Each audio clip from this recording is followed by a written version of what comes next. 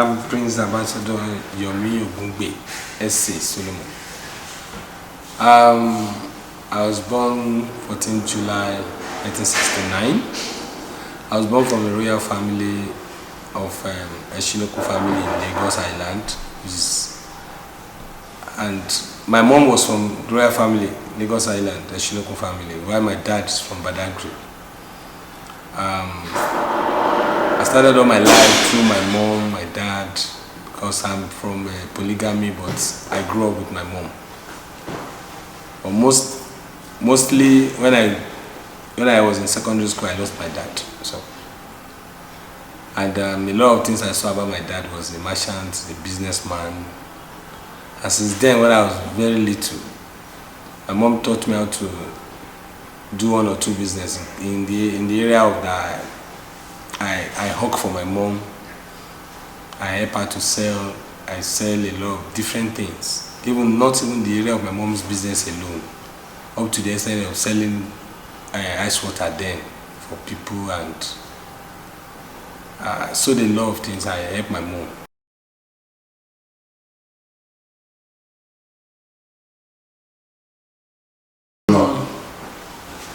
I was born in the island, as I said.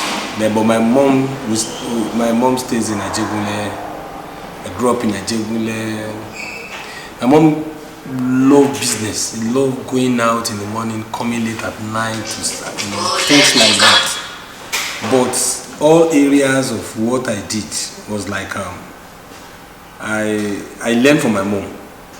In that area, my dad too resides in Ajegunle too, but it was inside. While we would stay in Alakoto. But I was in boarding school. From boarding school,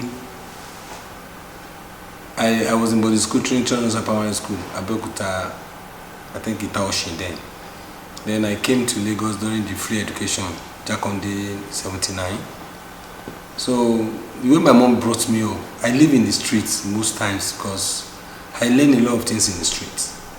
Like the one I said, newspaper, like old newspaper, I rearrange them. I sell it to fish sellers, people who sell akara, bean cake, and all these yams at night. In the evening, I sell it for them. So the little money I make, I'll give it to my mom to keep inside my kolo. They could call it kolo. That's our little savings we normally have then. So my mom taught me how to like save money so we can buy clothes or whatever. So if anybody give me money, I'll run and give it to my mom. So I'll go and put it in my kolo. By the end of the year, maybe we want to do, because my mom is a Muslim, Dori Ileya, whatever I have there, my mom used to buy clothes for me. So when I lost my dad when I was 16 years old. I was in Form 2. Then I've moved from my mom's place to my dad's place. We are from polygamy, but we live together as one family. My stepmoms, my brothers, everybody, we live together. My dad did not rent about 3 houses he has, all the 3 buildings. He didn't rent it out. Family, friends, all of us were staying together. So it's a joyful thing somehow, because when you move with people, it's not your mom's that, it's not only of your parent alone. You learn. So I learned in the streets, and then I was playing football. I was very, very good in the field then, but when I lost my dad, I have to pick up myself. I was at the age of 12 years old when I started picking my life. I started driving when I was 12 years. I work for my mom. The little change I have, I will go to that Lagos Island at Ibutero. I'll go and learn how to drive machine. From machine, I start driving car. The little change I will make from my own profit, I used it to give it to one uncle that time. He will be teaching us how to do all those stuff. So it's good to learn from the street, not to learn in the other hard way of stealing. When you learn in the area that is hard, you learn more. And thank God you have a parent, because my mom always taught us one thing: don't steal. I can't take anything very strange to the house, and my mom will query me. And so I think those life are things that I've been building myself into. And one thing about my life, I hate cheating. I hate anything that is not yours. You're trying to pick that thing up, or you're trying to use force to collect that thing. I don't like it. So in the street is a very good thing you learn in the street. But you learn if you are learning in the hard way, not to the extent of stealing or fighting. You should learn on how to mingle with others, friendship, keep relationship, look how to have an achievement in people that is around you, and let them have a good impact in your life. Neither you too should have a good impact in their life. So when we say a good impact, somebody who taught you on how to, like, let's buy this thing and resell to make more money, the person is teaching you how to move ahead of yourself. So I always thank my mom and my dad, because I think both of them are into business. My mom is a trader, while my dad is a businessman. My dad moved in all various of areas of business, but particularly the business my dad is doing is this marine business. He normally transport people through water across and make 1 or 2 changes.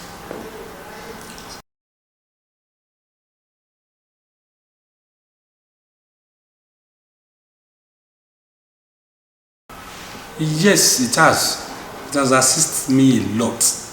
And like what I said before, I said I'm very happy to have my 2 parents. The 2 of them have, they taught how to move and make life easy to yourself. You see, when I was in the street, and you see your mate, they are hungry, or you have opportunity of having little 1 or 2 naira or to assist them, you buy and let them to feel as if you are with them.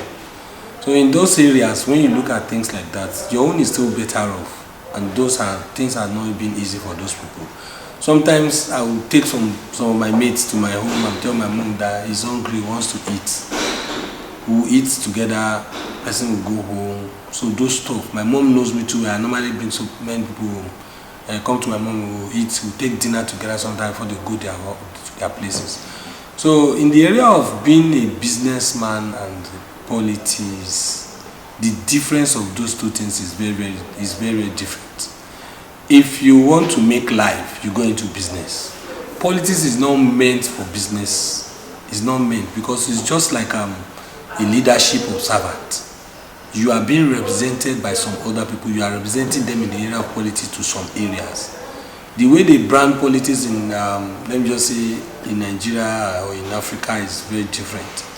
When you are representing them as a House of Assembly or rep or whatever, or council chairman, you are representing all the communities. So you have to do whatever you want to do and let them see the truth of what you're doing. So in the area of politics, is a different thing from business. Business is all for you to make your money, and make your money to make your life easy and for other people around you. So those are the things I said about impact. Your impact in people's life matters a lot. It's not all about friendship alone, of talking or whatever. So being a businessman and a politician, the 2 is very different. It's very different. So if you are being a politician, you are assisting, you are representing the whole community. So you should know what you are doing, because people are watching your back. But a businessman, you are to build up yourself, you are to pick up yourself, do maybe one way or the other of doing business, of buying and selling, or doing something that will fetch you money. Those are the things in business area. But in terms of politics, you are representing the community or another your area. So the difference is that those are the 2 things. So I was into politics is partial more than my business.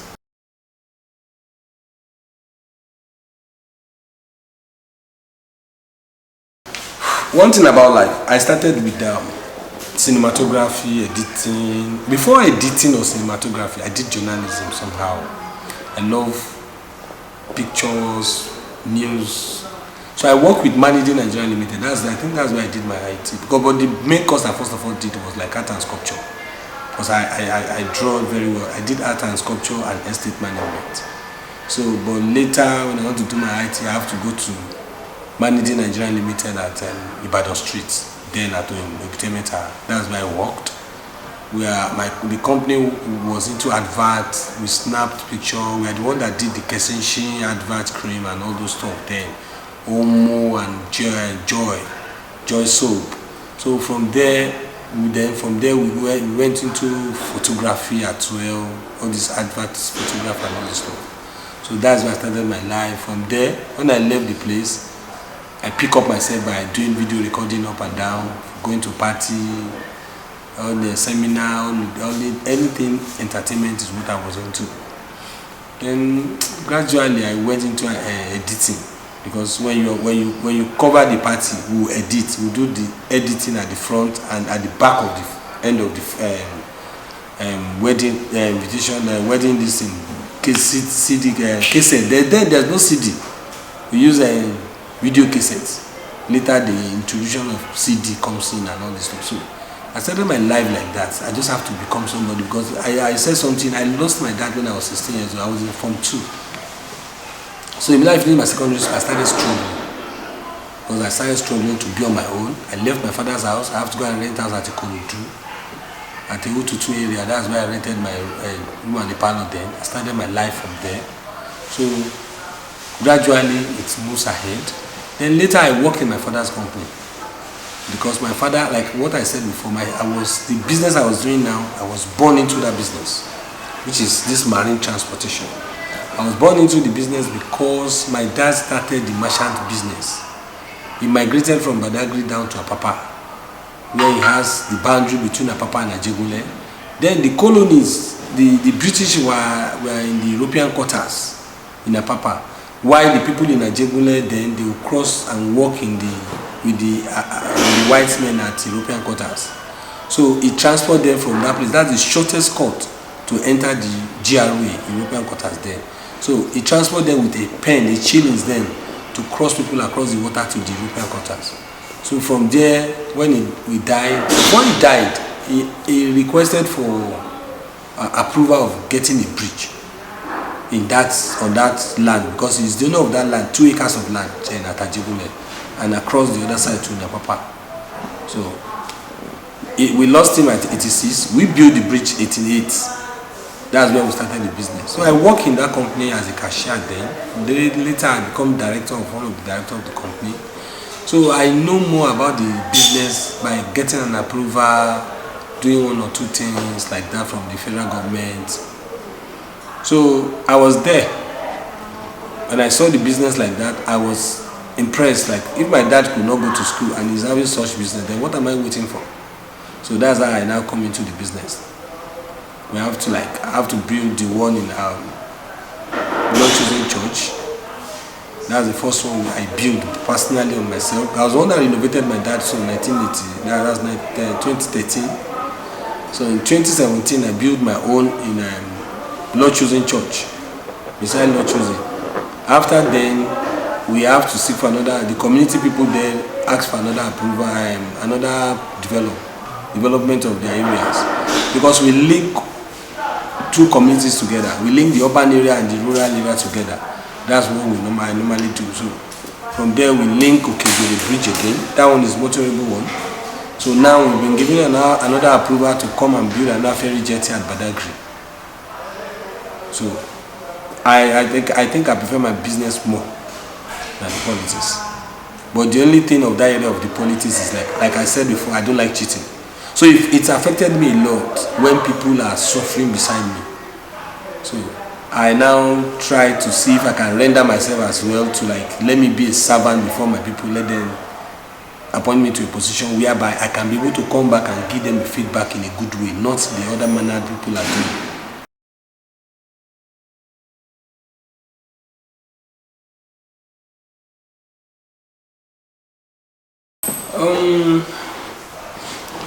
Some people are interested in coming into politics because they want to come and make more money. I'm a businessman, like I said.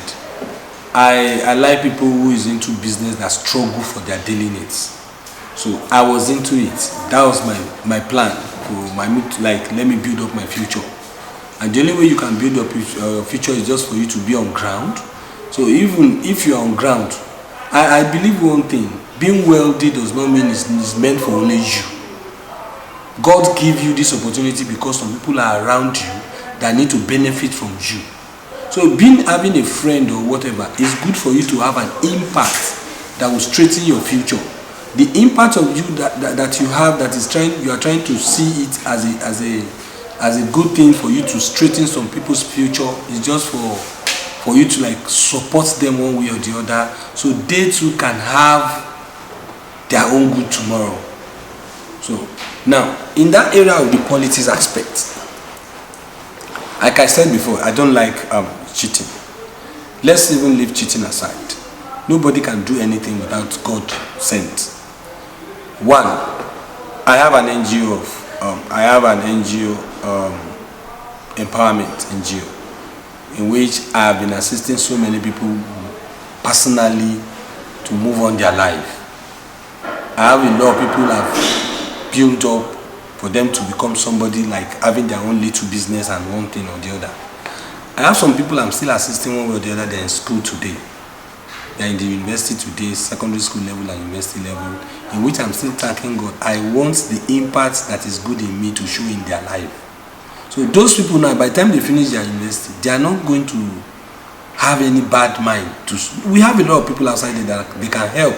But you know, people are not, it's not everybody that is God sent to that area of you assisting each other. So in my own aspect, I can't, like last year, we know what we've done so far in assisting people. During the COVID-19, we know how much of money we put in an envelope for each of the family to start to at least to have one or two things to buy, like foodstuff at home.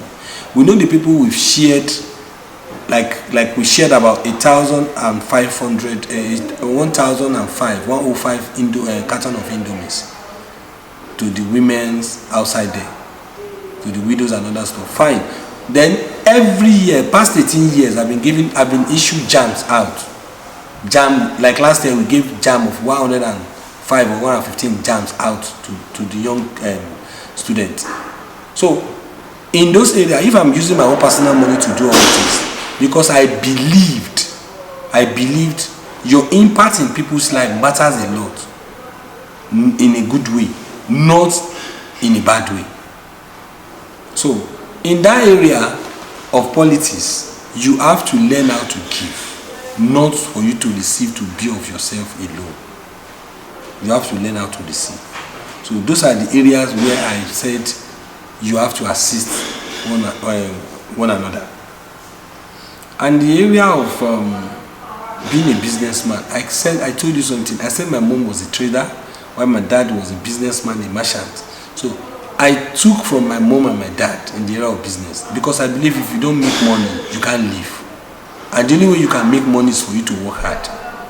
So that is what I'm trying to do. I worked hard to make my money, so I can be able to move, and my kids should be able to live in a better future.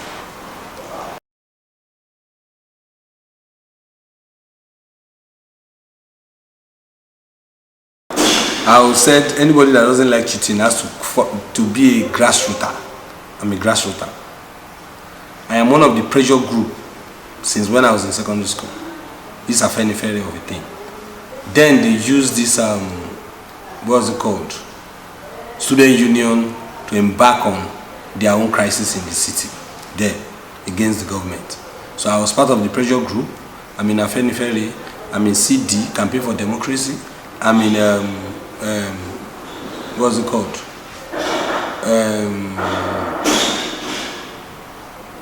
I'm in Afenifere. I'm in okay. Then later we now form AD when the policies aspect started. I'm in AD. I was in UNCP 1986. No, 1996. I was in UNCP. I think then I even contested in Badagry for council chairman. Then that was 96. Then later. That's how it started. Then later I have to move back to Apapa. I was in UNCP then when I was in Badagry. Then we formed AD. I was in AD. So when I was in AD, we left for we first of all formed APP. From APP we dropped. Then later we formed AD. So after we formed AD, we are there. Then 2003 we have to leave AD. We have to move down to PDP. So I moved to Park.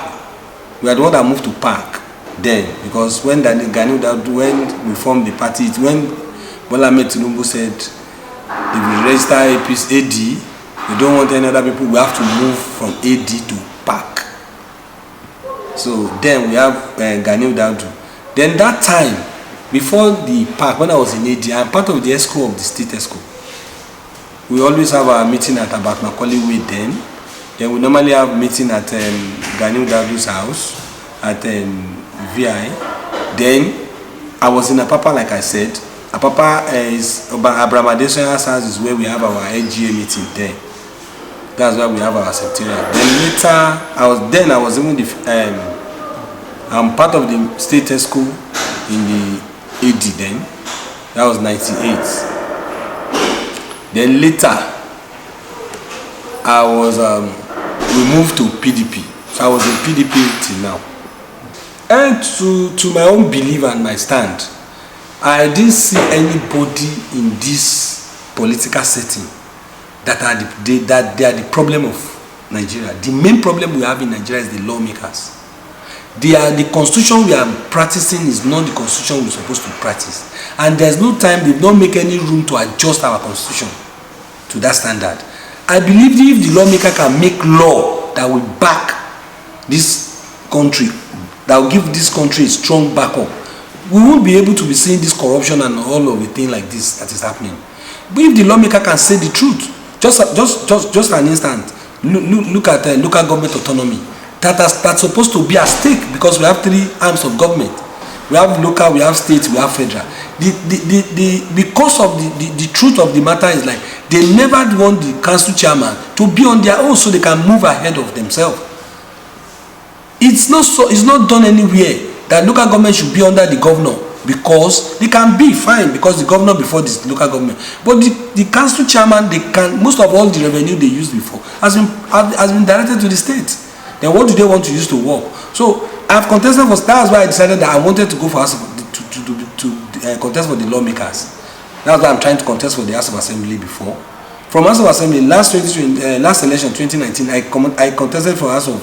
I've never been. I'm only a candidate, I'm only an aspirant, not the candidate. But 2010, I'm a candidate, in which I lost that election then. Then after then, I contested. I'm still aspirant till date. I contested assembly rep last time, but I have to step down because sometimes in politics, if your leader call you to order, you have to obey. And then the stronghold on ground is like the two of us that is coming out. We are both important to the party. Then who is ready to step down? I have to decide that okay, let me step down for Wole Aderounmu. Then I have to step down. But this time around, the way the politics is going is not what we think anymore. It's just for us to we don't know. If we have anybody that can speak to the lawmakers, they should know the right thing to do. It's not by fighting. This thing is it's better for you to judge than to war.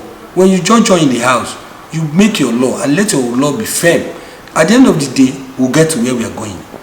We need some law that will back us up, so people will not be misbehaving. Even the corruption, let me give an example. If the Muslim priests, like their fast, they are making their preaching and all this stuff, some of the things they said is even affecting them. If you can face those things that will affect you and stand on that thing, others that is coming behind you will not misbehave. That was my own view.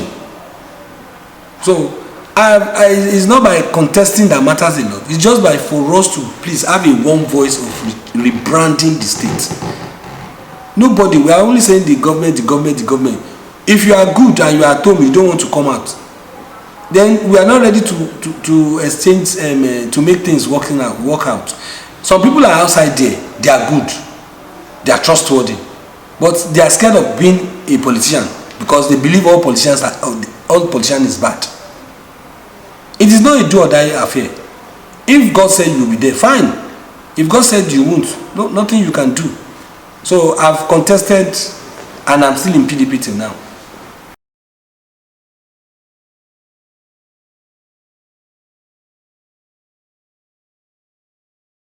Well, let's just believe is God loves Nigeria. Let's put it that way.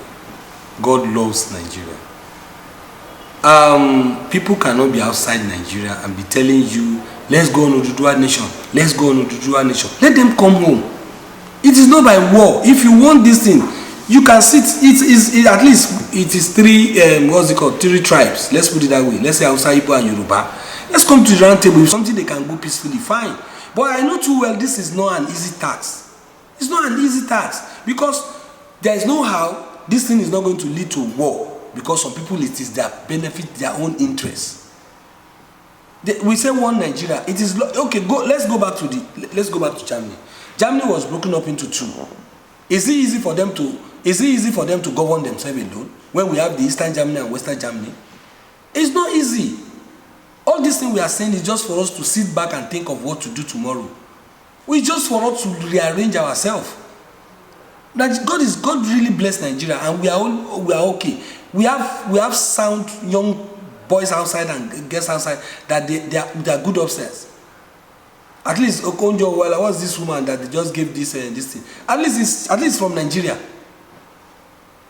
But what is really happening to us? If it's not for selfish interest, it is selfish interest. If we go today, that Oodua Republic want to go today, who is to lead us? That's the first question they should ask. Who is to lead us? How did we want to move ahead?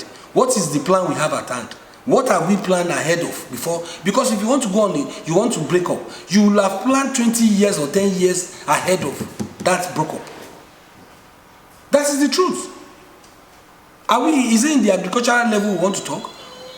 Or the production level, or what, for us to move ahead? We should look at the things that will make us to stand. If you look at the problem we are having today, it is the most of the people that is outside Nigeria. They wanted the Oodua Republic, fine. But they've forgotten that they have their family too here. And it's not going to be easy. Who is to make that announcement that we want to move? And who want to stand by, is ready to divide the country? Who? That means we are not ready to have an understanding towards what to do. To me, I see no reason in all these things we are saying. They should just sit back. Let us go to the round table talk. Rebrand Nigeria to be as a state. If we rebrand Nigeria as a state, we will know where we can go. There is no constitution that said, okay, the Hausa is going to rule for 8 years. The Igbo will rule for 8 years. After 8 years, another as a round table government. There's nothing like that. The Northerner can be there. They say they are not living again. Fine.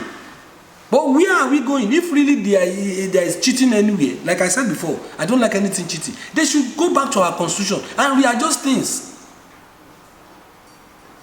Since how many years today we are saying Nigeria will be better? We are still on it. But to me, I believe the only thing we can do, let us go back to the round table and adjust our constitution. And we should be firm with whatever we want. It's not all about Fulani X-Men. It's not all about we ourselves. Everybody has. When Obasanjo was on throne, did you remember what happened there when OPC started calling problem? Obasanjo said they should shoot aside. But because he wanted peace, he felt he has talked to his people and they don't want to listen. At the end of the day, he brought the peace. The only thing we can do now, if they said this is Oodua nation, how can we get the Oodua nation? Who is to lead us? And where are we going? Where are we starting from? Those are the questions I want you to ask those people that said they want us to go aside.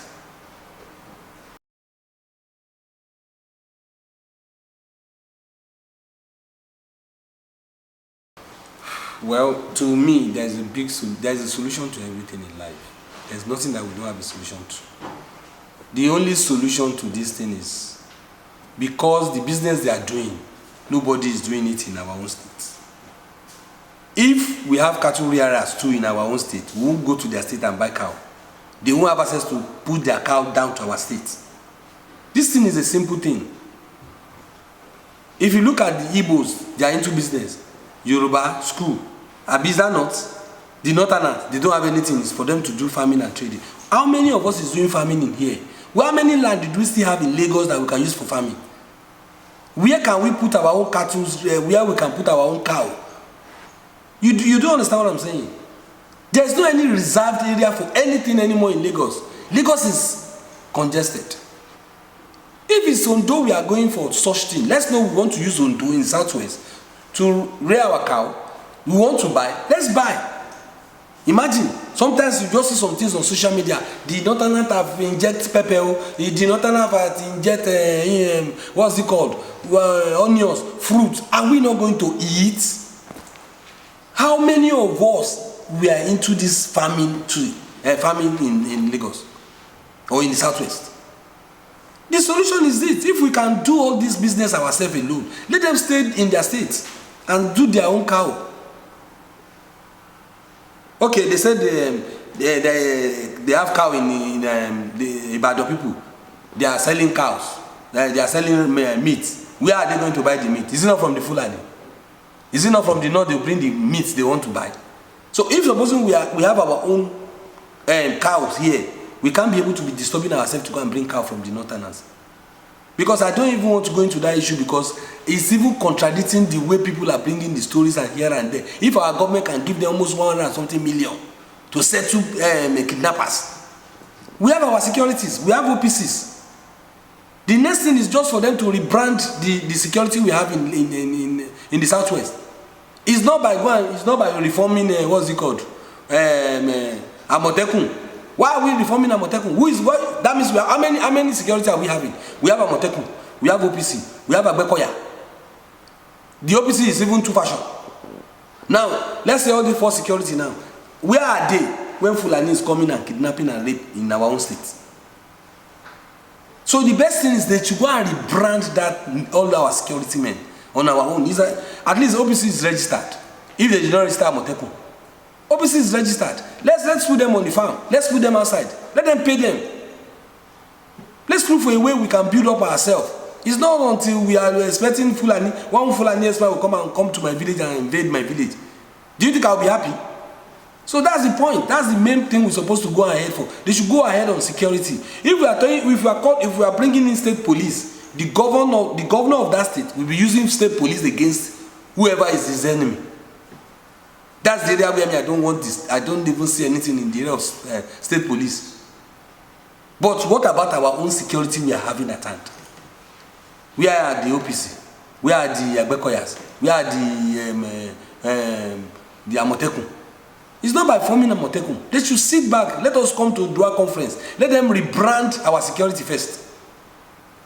We want to go on. We are looking for Dua nation. Did we have our own security and want to go for Dua nation? So all those areas has not even been sought out, and you want to go on your own. If the truth of the matter, some people are not even up the level of their stand, are not supposed to be a king. They put them to be a king already. Then what are we? You've not corrected that one.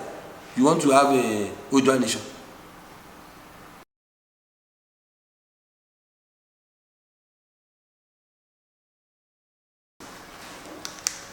I don't have anything. He has tried, but he shouldn't let people or the media should use his word against him.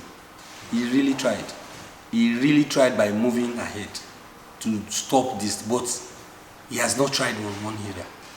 The only area he has to try is to reform. If the Gani Adams cannot do it, and he's there, to me, I believe if Gani Adams our Are no Kakanfo, he's supposed to sit back. If you know the meaning of that Are no Kakanfo, that means the chief of what's it called? Army chief or officer of the Odua.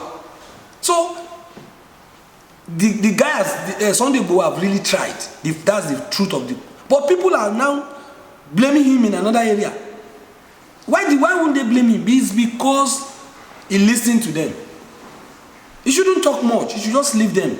At least he has done his own part. Let everybody, when he started his own part now, the Igbos go to Delta. Haven't they started to send Fulani away? They've done that. It's just for us to now to sit back, and he cannot do it alone. People that are saying good about him are the same people that are still condemning him behind. Since all these days, how many of them has come outside to come and fight the struggle? The Ondo governor that want to fight the struggle, they see him as a terrorist of the what's it called? The governor terrorist in the west against the Fulani. If we don't need their cow, we will eat. That's the truth of the matter. We can buy small cow from them. We started training them ourselves. If we now grow, we buy. go to Ibarakpa and all this, at least all those people there, they are our families. So in the area of Sunday, I'm not disputing it. The man has tried. The only thing he needs to do is not, the problem is not him, it's not by Sunday again. The Afeniferes should sit back and reform their security, not Motekun they go and form. They should reform, they should rebrand all of them together. Call a conference, call all the security aspect of it, and reform it and rebrand it. Then each area will have their own security. That is the truth. We just have different forces. We have vigilante, we have what's it called? Police. We have civil defense. How many? Like in Badagry now, they have their normal security at night. They have this Zagbeto. It's not easy for you when you are coming anywhere. They will tell you to sit down and wait till daybreak before you can now start going to where you're going. If they can curb all this, if they can have all this security, I'm telling you the truth of the matter, things will work out fine.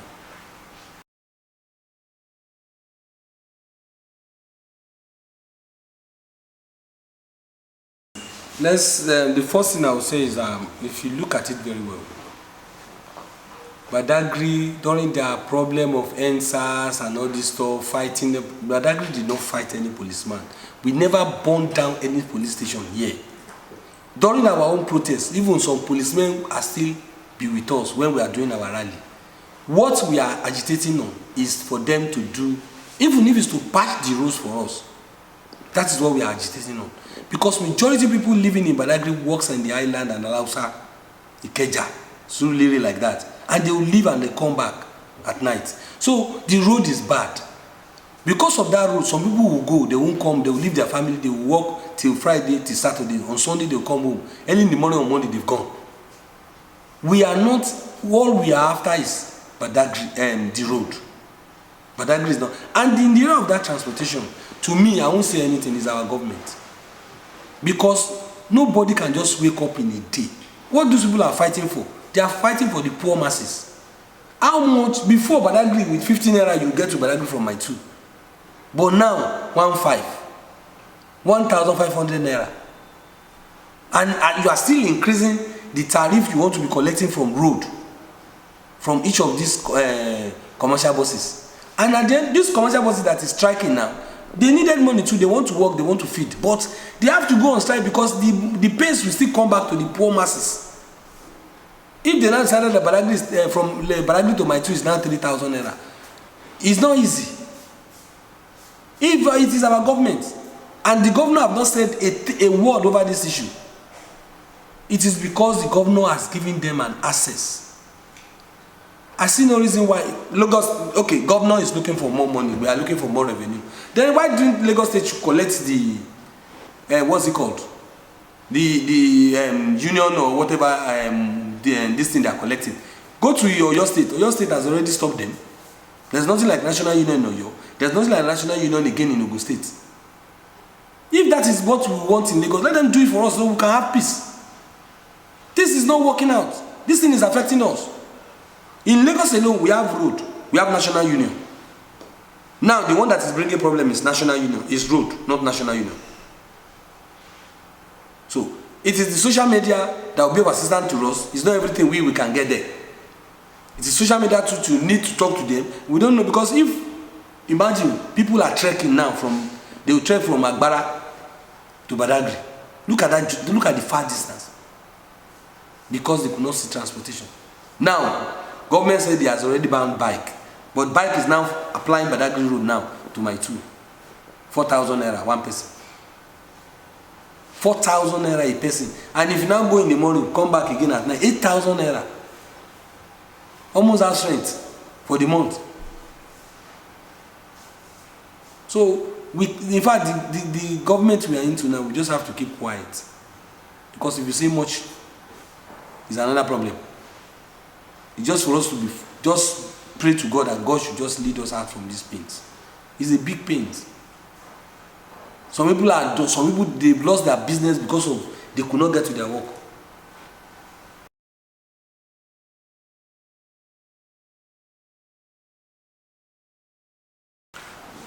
To me, I see no reason why we cannot take the vaccine. We should thank God that it's not affecting us in Nigeria most. If it's affecting us, everybody will come out and collect the vaccine. Because the truth of the matter is, nobody is ready to die. Nobody wants to die. This sickness is not from Africa, and it's not from anywhere. The people that that did the vaccine, they went into series of search before they could bring in the vaccine. And if you look at it very well, most of Nigerians are not staying in Nigeria. Most of us, we travel out, we go to the Western world and come back. So if you know you want to move ahead, at least something like that has happened before. During the bird flu, there is a vaccine. During the Ebola, there is a vaccine, and there is this, what's it called? This normal test they do at the airport then. So I see no reason why we cannot, well, if there is vaccine, I'm ready to collect my own vaccine. Because one thing about the vaccine, the sickness is into the lungs. And you cannot, it's not a sickness that you can just dip your hand into your lungs and removed. So it's better for us to take the vaccine so we can be protected. At least anytime from now I traveled, so I have to take the vaccine. It's not by doing the COVID test alone. If there is any, because the country you are going, you don't know what you are going to meet there. And remember that most of most of Nigerians are in the Western world. They will come back home. If anybody bring this sickness home and affect anybody in the family, is it not another problem? No, there's no problem in any. If they say they want to be giving us from house to house, look at polio. If not for the fact that for you to know vaccine for polio is even working, when a child, the mother did not collect the normal vaccine for a baby, it's affected that baby when it has come to of age. So look at polio. So why not? Why are we not going to take it? It's for our own safety, not for anybody.